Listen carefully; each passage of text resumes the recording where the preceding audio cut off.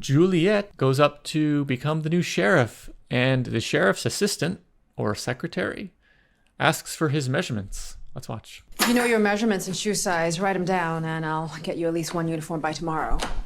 Does this mean they're manufacturing new uniforms? I think so. I interpret this as they have like racks of jackets and pants, and so the assistant will assemble an appropriate uniform, and if they need more, then they can make more, I guess. But to your point of your question, then if there are extra jackets and pants sitting on racks, then yeah, they must have been made, because no way for like 100 and something years, however old the silo is, no way are they still holding on to clothing from the before times. So yeah, they must be making them in there. So that must mean, my guess is hemp. Hemp is essentially a weed that can be made into cloth, and it's easy to grow. I mean, what else would you use? You're not going to waste livestock on that, right? That's right. And it's kind of fibrous and coarse, but these people, they got no other options.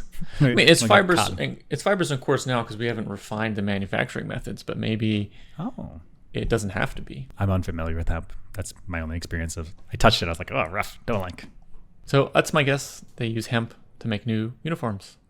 They have to, because there's no way there's 250-year-old uniforms sitting around. They would degrade so much they'd be unwearable.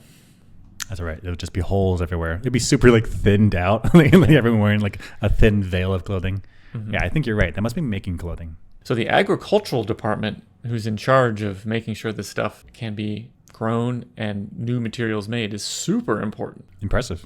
We haven't met a farmer yet. Even the seamsters, the textiles people, kicking ass. Kicking ass, yeah. Damn. Because a lot of the stuff they're wearing looks pretty hardy. Yep. Yeah. And it's not like oversized. It's like tailored well. Like, well done. Well done. Yeah, absolutely. Also, I noticed they talked about shoes. So they're manufacturing shoes as well. If you know your measurements and shoe size, write them. Shoe size. That's right. And shoe size, right.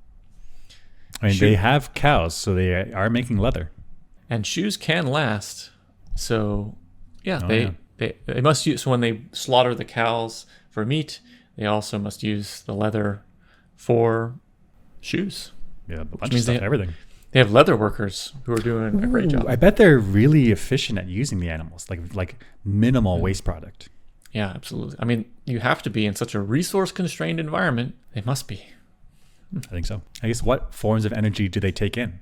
It's really just that geothermal from the turbines. Mm-hmm. That's it. Which we said it's steam coming up from somewhere they don't know, which we said is some kind of like a geyser geothermal thing. It's this constant supply of steam. Cool. So cool.